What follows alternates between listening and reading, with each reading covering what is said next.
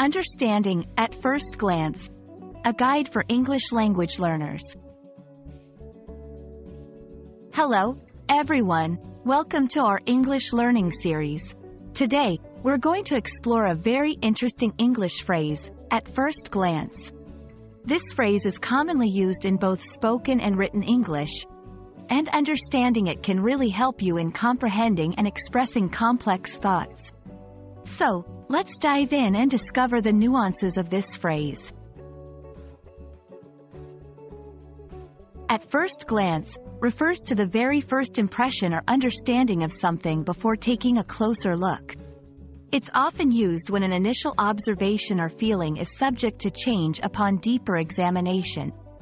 For example, at first glance, the problem seemed easy, but it was actually quite complex. This phrase is versatile and can be used in various contexts. 1. Descriptions. When you describe your first impression about a place, person, or situation. E.g., at first glance, the city looked very modern. 2. Opinions. Expressing a preliminary opinion that might change later. E.g., at first glance, I thought the movie was boring. 3. Comparisons. When comparing initial and subsequent understandings.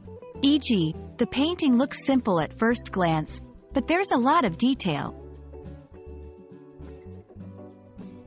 While using at first glance, be careful not to confuse it with phrases that have different meanings. Not to be confused with at a glance, which means to look quickly or briefly. Avoid using it in contexts where a detailed analysis is already implied. Let's see some examples to clarify further. 1. Literature. At first glance, the character seems villainous, but later we learn about his motivations. 2. Science. At first glance, the results appear inconclusive, but a closer look reveals a pattern. 3. Daily conversation. At first glance, this cafe seems expensive, but it's actually quite affordable.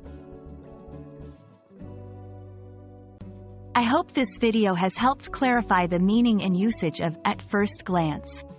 Remember, it's all about that initial perception which might change after a closer or longer examination. Keep practicing this phrase in your conversations and writings. Thanks for watching, and see you in our next lesson.